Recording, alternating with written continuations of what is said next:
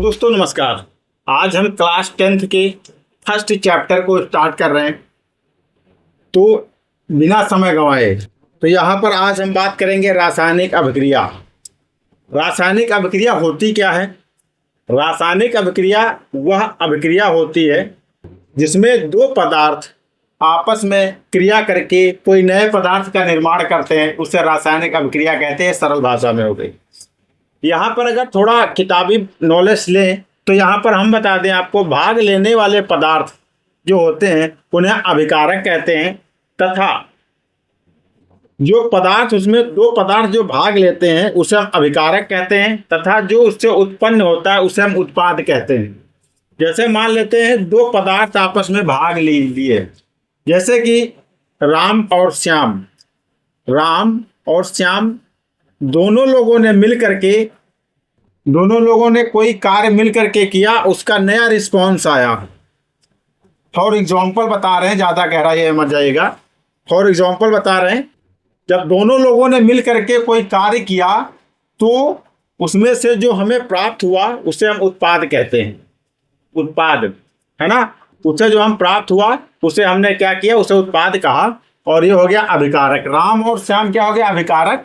और जो कार्य करके जो उनको फल मिला उसे हम कहते हैं उत्पाद। यहाँ पर रासायनिक अभिक्रिया है, ये चीज ध्यान रखिएगा। जैसे एक लड़की है और एक लड़का है, इन दोनों ने मिलकर के कोई बेहतरीन कार्य किया जिससे जो हमें फल प्राप्त हुआ उसको हमने क्या किया, उसे कहा उत्पाद। वो हो गया उत्पाद। तो सीधा सिंपल फंडा यही है, ये आपको एक नंबर में आ सकता है। रासायनिक अभिक्रिया क्या है, तो यहाँ पर ये जो है आप बता सकते हैं। अब यहाँ जो है रासायनिक अभिक्रियाओं की पहचान हम कैसे करते हैं, कितने प्रकार की रासायनिक अभिक्रियाएं होती हैं, ये भी आ सकता है।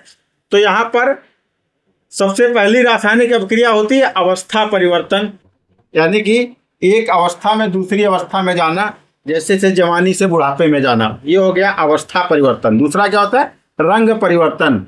रंग परिवर्तन, जैसे ये दो, एक लड़का था एक लड़की ने कोई कार्य किया और इनसे उत्पन्न हुआ, ये दोनों गोरे थे, इसके उत्पन्न हो गया काला, तो ये क्या हो गया, अवस्था परिवर्तन हो गया। तो सॉरी, कलर परिवर्तन हो गया, ये माफी चाहता हूँ, ये कलर परिवर्तन हो गया, यानी कि रंग उसका बदल गया। अब नेक्स्ट नंबर पे आता है गैस परिवर्तन, यानी कि जब दो गैसों की आपस में वर्क कराया गया तो उससे कोई तीसरी गैस बन गई, जिसे हम कहते हैं गैस परिवर्तन। जैसे मान लेते हैं चूना जो होता है, तो चूने पे जब हम पानी डालेंगे तो कार्बन हाइड्रोक्साइड बन जाएगा, तो ये बन जाएगा हाइड्रोक्साइड। तो ये जो है गैस परिवर्तन हो गई यहाँ पर।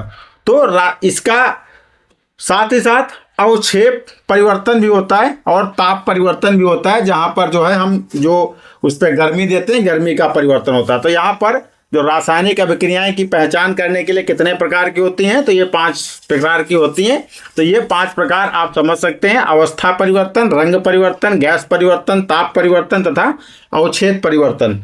अब इसके बाद रासायनिक समीकरण क्या है।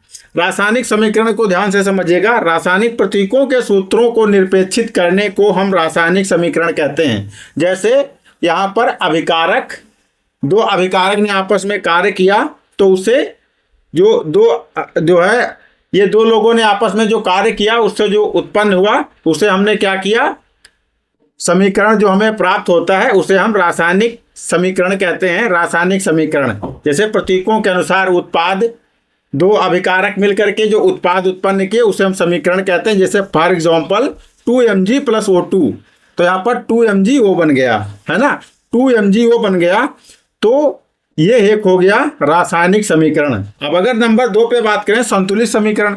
संतुलित समीकरण क्या होता है, प्रत्येक तत्व परमाणुओं की संख्या समान होती है।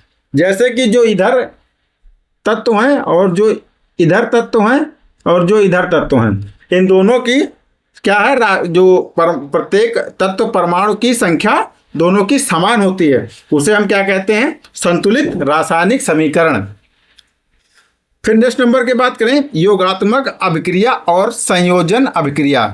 योगात्मक अभिक्रिया और संयोजन अभिक्रिया क्या होती है, जब 2 या 2 से अधिक पदार्थ संयोग करके एकल उत्पादन का निर्माण करते हैं तो उसे हम क्या कहते हैं, योगात्मक अभिक्रिया और संयोजन अभिक्रिया के अंतर्गत आता है। जब दो या दो से अधिक, जब दो या दो से अधिक, समझने की कोशिश करिएगा, जो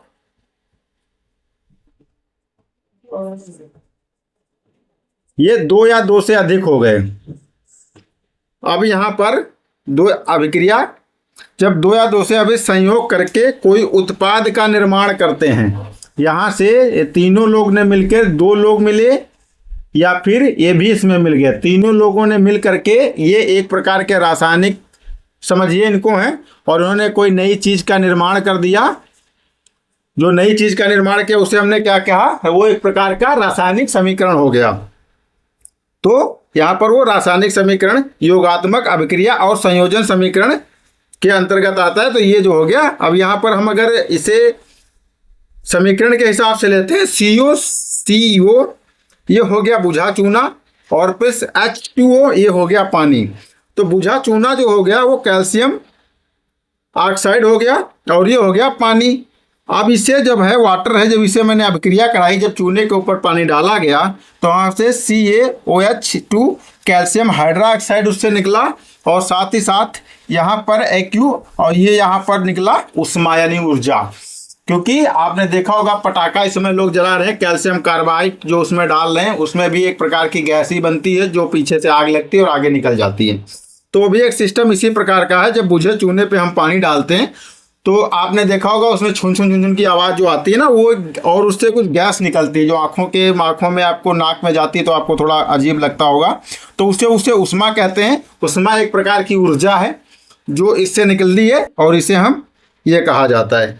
तो यहाँ पर आज हमने ये समझा रासायनिक अभिक्रिया तथा अवस्था परिवर्तन, रंग परिवर्तन, गैस परिवर्तन, ताप परिवर्तन, इसके जो है रासायनिक अभिक्रिया के पर कैसे पहचानेंगे, किस किस आधार पे पहचानेंगे, ये आपने समझ लिया। फिर रासायनिक समीकरण के बारे में समझा, संतुलित रासायनिक समीकरण के बारे में समझा, योगात्मक अभिक्रिया और संयोजन अभिक्रिया के बारे में समझा, तथा उत्पाद एवं निर्माण के बारे में समझा, और ये एक समीकरण के बारे में समझा। इतनी चीज़ें आज मैंने समझाई। अगला चैप्टर फिर मैं लेकर के आऊँगा।